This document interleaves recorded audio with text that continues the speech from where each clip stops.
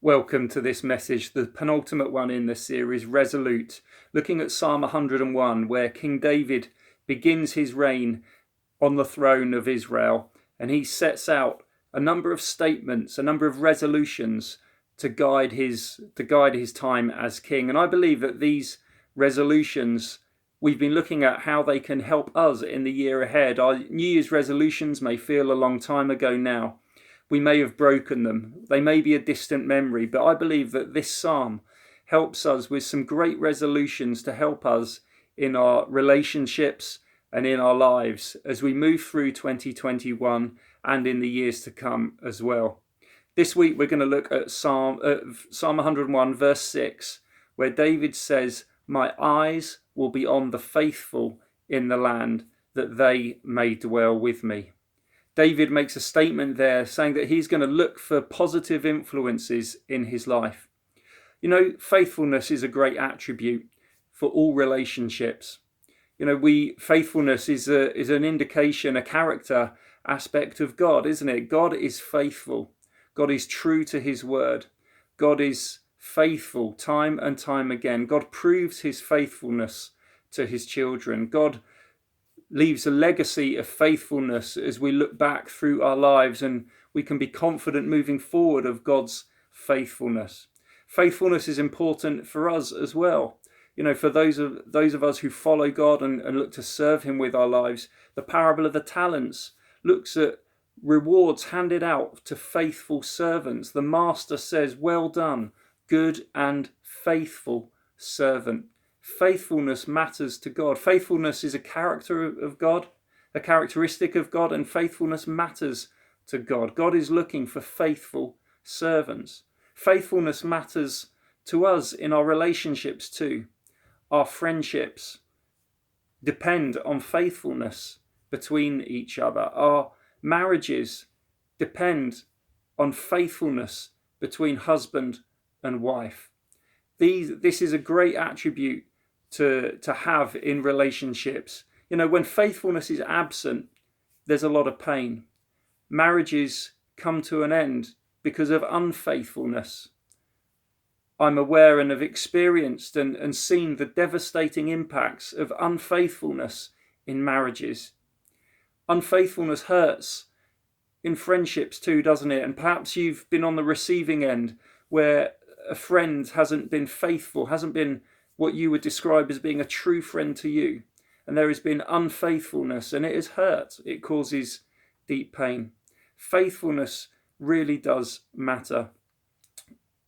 And David in this verse says that he's going to seek out positive relationships, positive influences in his life to guide him as king, to put around him people who are going to make sure that he progresses the kingdom in the right direction, that he makes wise decisions, godly decisions as king. The people that he's going to put around him are going to be faithful. They're going to be good advisors. They're going to have godly counsel and give him good advice and practical wisdom to help him make decisions. The Bible says, doesn't it, that those who walk with the wise grow wise, but a companion of fools suffer harm. The Bible also says that as iron sharpens iron, so one man sharpens another. You know, the company that we keep matters. You know, and for David to be a successful king, he recognizes that he needed faithful people around him.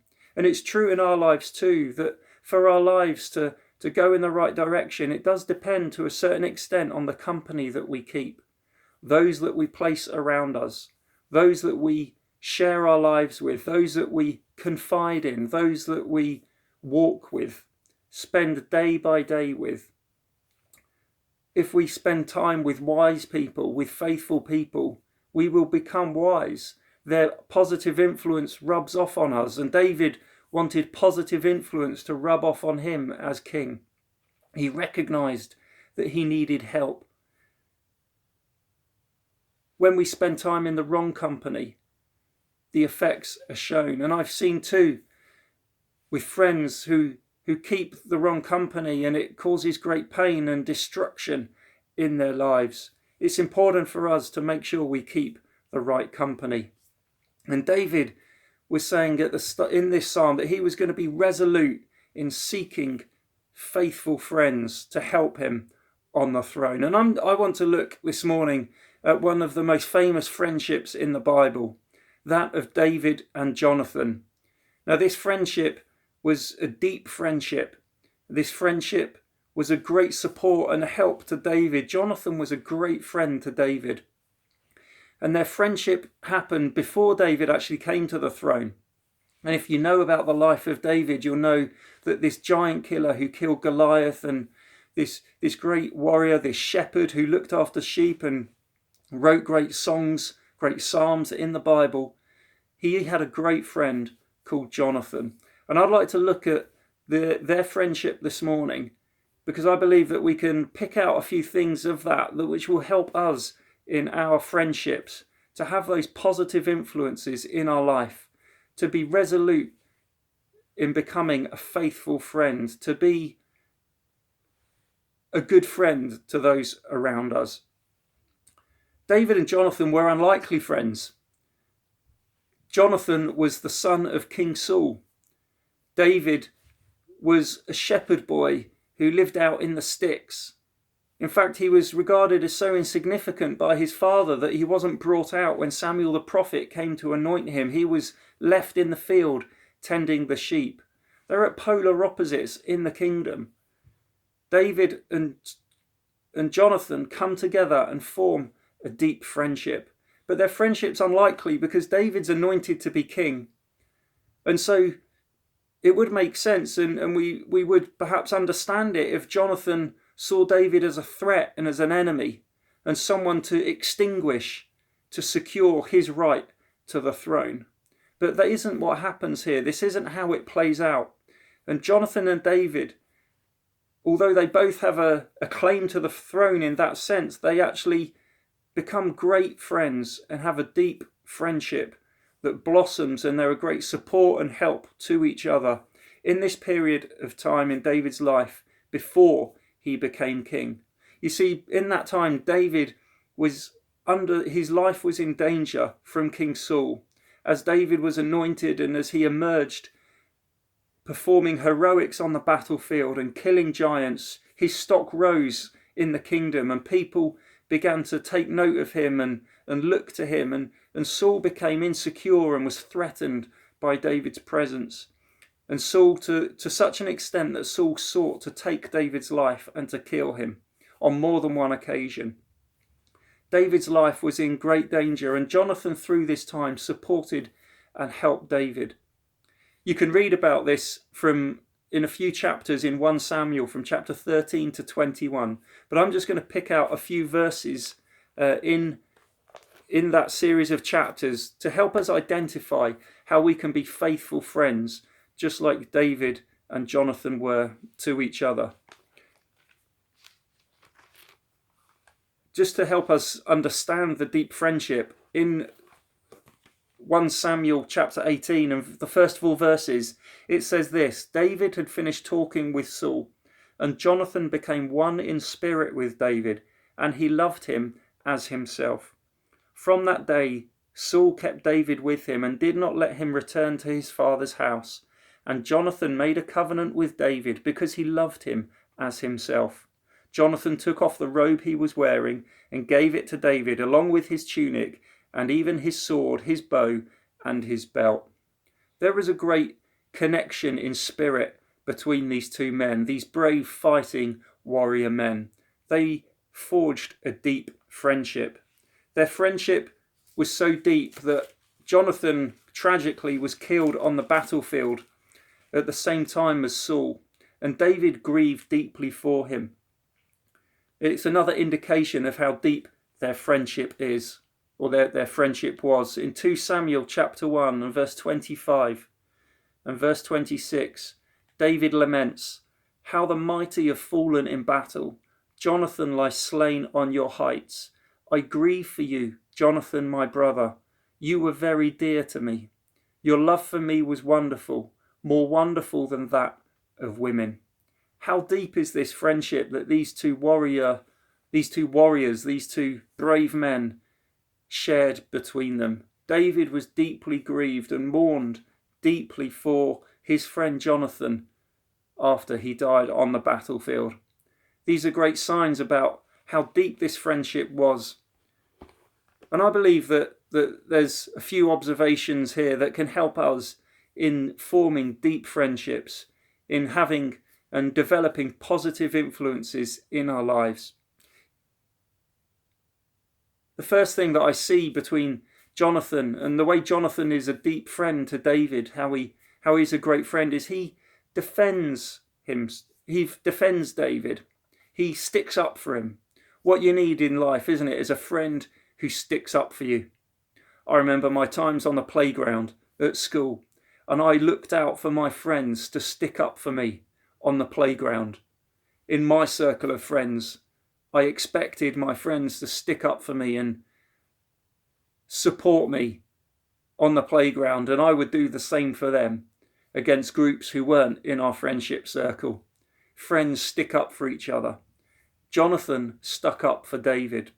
In those times where Saul was intent on killing David and seeking his life, Jonathan stuck up for David.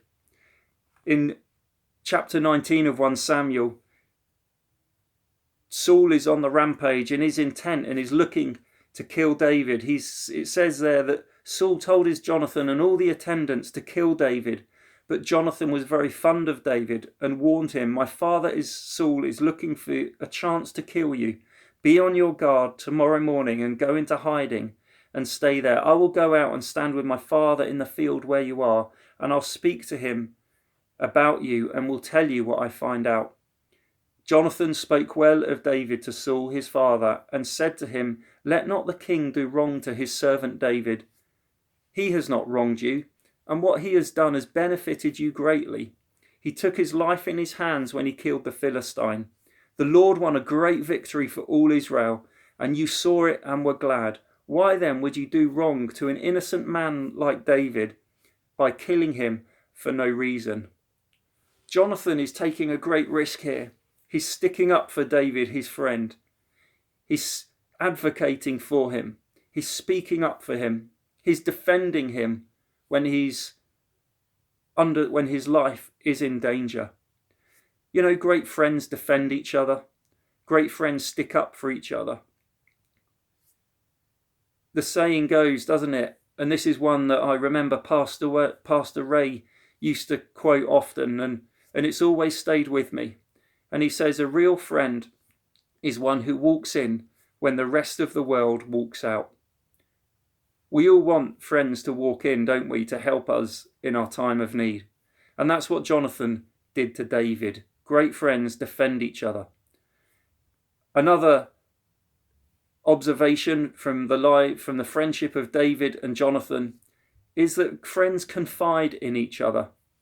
Friends confide in each other. David is living as a fugitive in this time. He's on the run.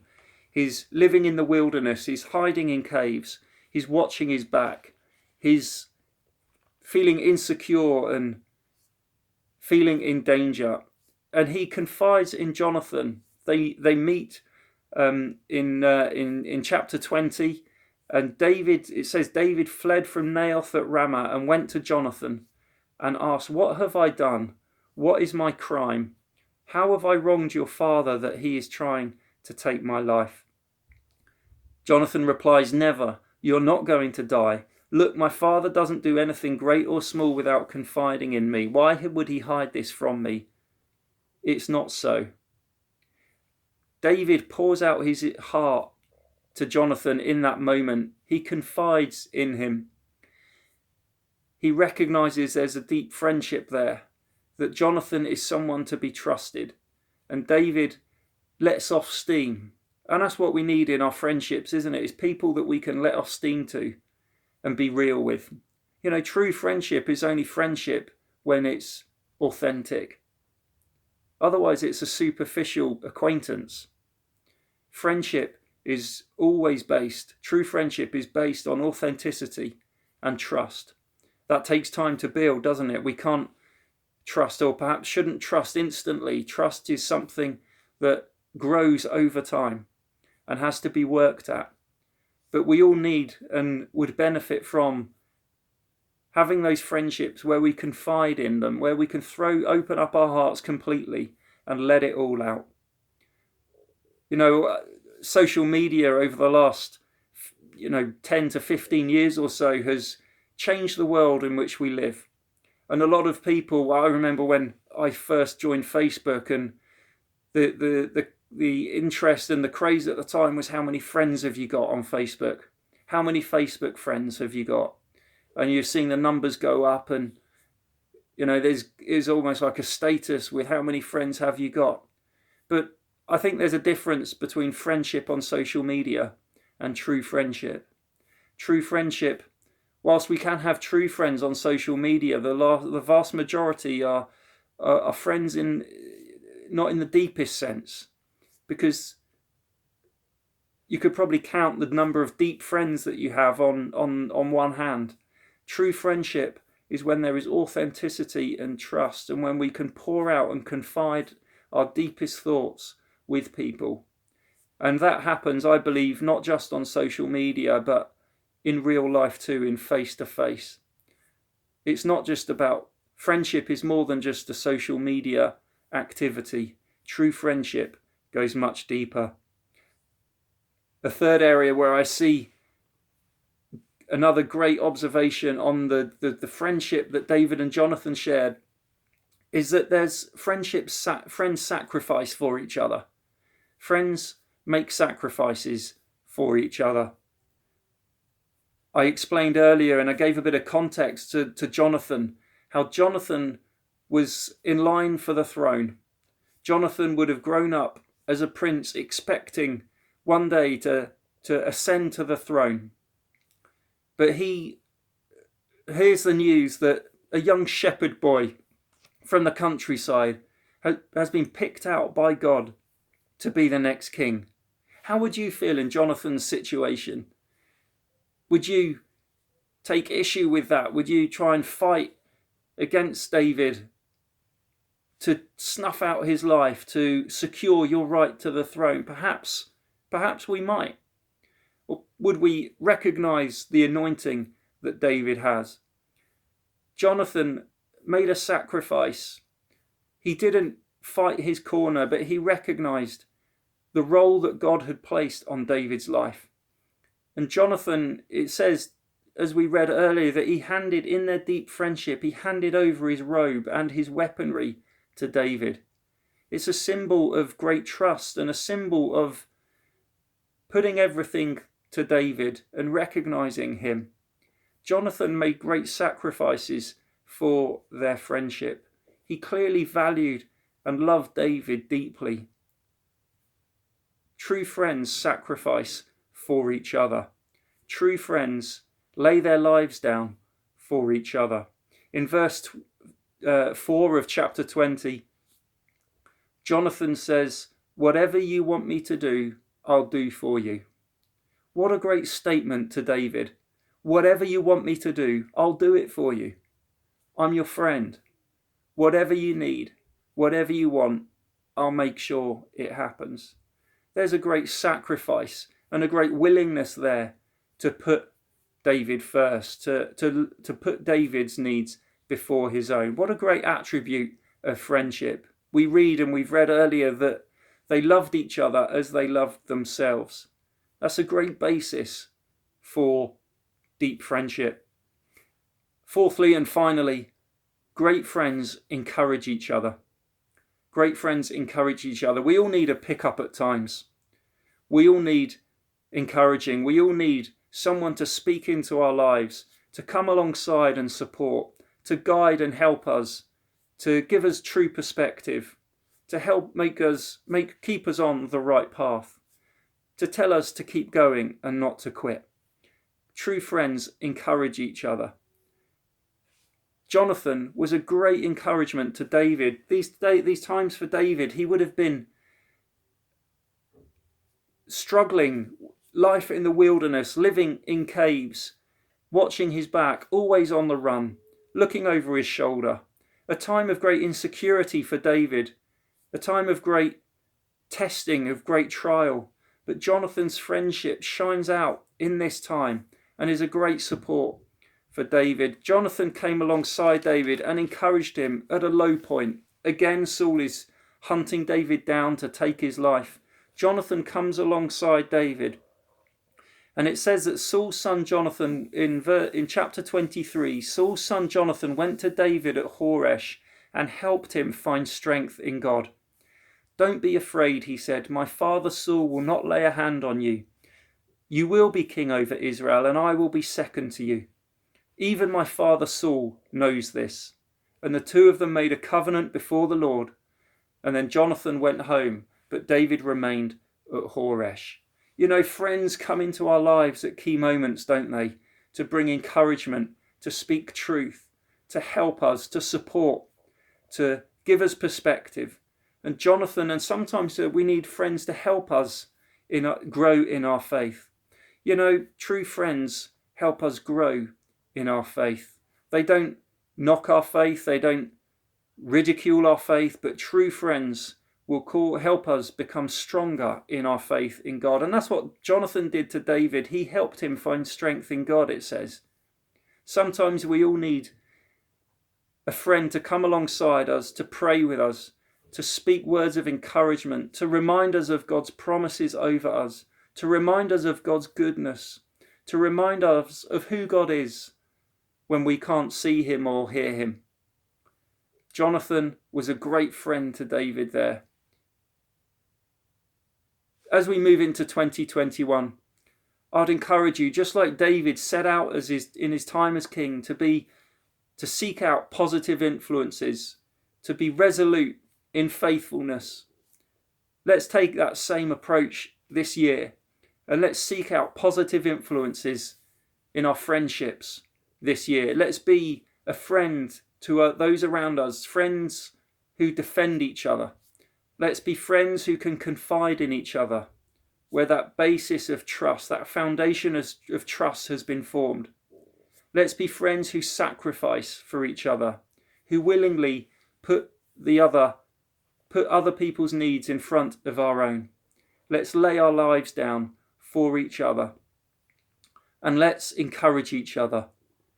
When we're weak in our faith and when we're struggling, let's look to our friends to pick us up, to help us get a fresh perspective, to get back on our feet, to continue to grow in our faith.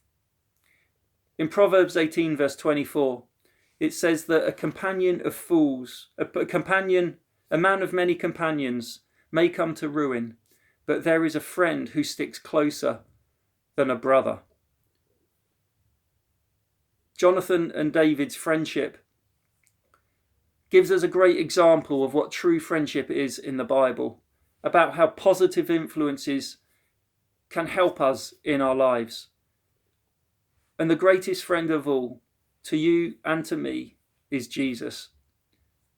He is a friend who sticks closer than a brother, as close as Jonathan and David were. Jesus can be a great friend to you too. He can be a greater friend, because he will defend you. He will confide in you. You know, he called his disciples his friends, and he poured out his heart to them, and he shared secrets of the kingdom with them. He will not only defend you, he will not only confide in you, but he sacrifices for you. He lays down his life for you. He died on that cross so that he could have a relationship and a friendship with you. And fourthly, and finally, he encourages you. He has sent his Holy Spirit to be with us day by day, to support and to encourage, to help us grow stronger in our faith and face the challenges that we face in life and overcome them. So this year, let's grow in our friendship with each other.